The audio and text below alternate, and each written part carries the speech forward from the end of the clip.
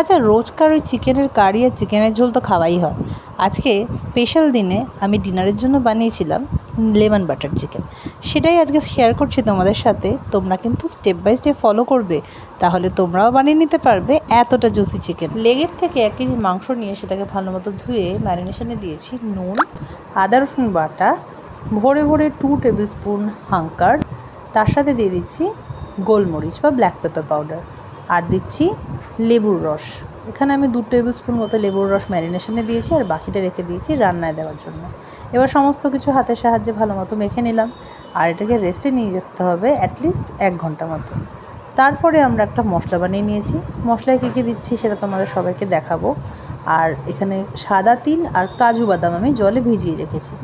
আর এই যে মশলাটাকে আমি বানাবো সেটাতে কিন্তু শুধু গোটা মশলা ইউজ করছি আমি। কী কী দিচ্ছি দেখে নাও।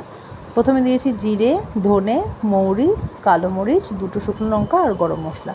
সাথে অল্প নুন দিয়ে আমি আগে শুকনো খোলা এগুলোকে ভেজে নেব। হাই হিটে একটু নাড়াচাড়া করে কিন্তু এটাকে আমি ঠান্ডা হওয়ার পরে গ্রাইন্ড করে পাউডার বানিয়ে নেব। আর লাগছে পেঁয়াজ, আদা, রসুন, টমেটো আর কাঁচা লঙ্কা, এই কিন্তু লাগছে সবজিগুলো। এবার আমি একটা তাওয়ার মধ্যে কিছুটা সাদা তেল দিয়ে দিলাম।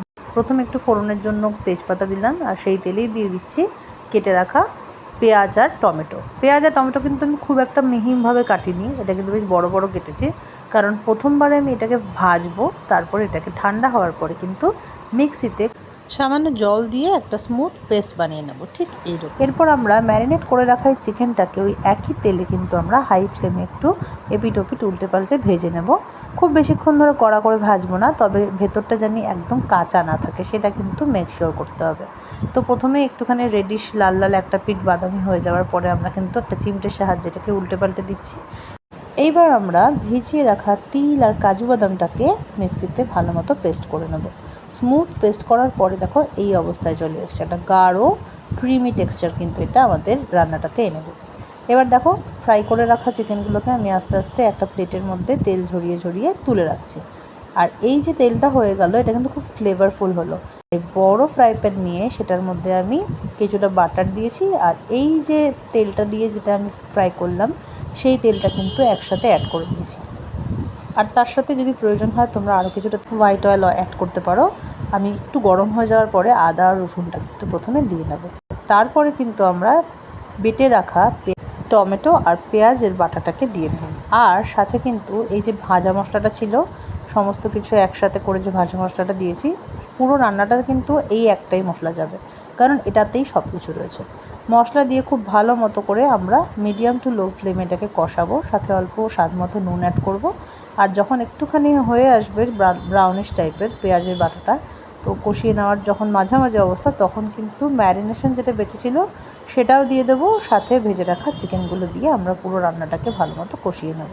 এরপর আমরা দিয়ে দিলাম লেমন জেস্ট, খুব সামান্য, কিছু চেরা কাঁচা লঙ্কা আর 2 পিস মতো লেবু, আর সাথেই দিয়েছি লেবুর পাতা। এখানে আমি গন্ধলেবুর পাতা ইউজ করেছি, তোমরা কিন্তু গন্ধলেবুর পাতা দিয়েই ট্রাই করো, এতে কিন্তু ফ্লেভারটা আলাদাই আসে।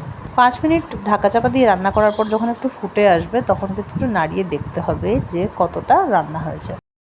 আর কেটে রাখা এই যে লেবুগুলো, সেটা কিন্তু আমরা এবার চিমটে দিয়ে বার করে আলাদা করে নিলাম।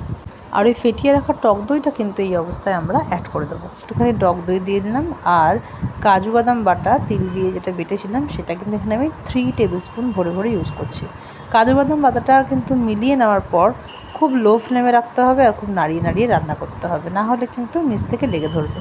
আবার কিছুটা মিলিয়ে দিলাম সেই আমাদের ভাজা মশলাটা। এবার একটু কাশ্মীরি লঙ্কার গুঁড়ো দিলাম, যেটা আমাদের কালারটাকে একটু গাঢ় করবে, আর খুব নাড়িয়ে নাড়িয়ে আমরা এটাকে রাখবো। নামানোর আগে সামান্য একটু চিনি দেবো আমরা টেস্টটা ব্যালেন্স করার জন্য। টক দই রয়েছে, লেবু রয়েছে, তো টক ঝাল মিষ্টি তিনটাকেই কিন্তু একইভাবে আমরা ব্যালেন্স করার জন্য এই পর্যায়ে দিয়ে দিলাম একটু চিনি আর কাসুরি মেথি। কাসুরি মেথিটা আমি হাতে একটুখানি ভালো মতো করে ঘষে নিয়ে তারপর ছড়িয়ে দিয়েছি, আর ওপরে একটু ঘি দিয়ে নিয়েছি নামানোর আগে। এই কিন্তু আমাদের ফুল রান্না রেডি। নামানোর আগে আমরা অল্প একটুখানি ফ্রেশ ক্রিম ইউজ করেছি, এটা অপশনাল, থাকলে তোমরা অবশ্যই ইউজ করো, টেস্টটা কিন্তু অনেকটা বেটার হয়ে যায়। আমাদের বাটার লেমন চিকেন কিন্তু ডান। এত সুন্দর হয়েছিল খেতে, আর এত সুন্দর ফ্লেভারাইজড ছিল, এত সুন্দর ফ্লেভার দিয়েছিল। এটা কিন্তু আমরা ভাতের থেকে কিন্তু এটা রুটি দিয়ে বেশি ভালো লাগে। এই চিকেনের রেসিপি থাকে না, সাথে দুটো কাঁচা পেঁয়াজ, উফ, আর কিচ্ছু চাই না, বিশ্বাস করো।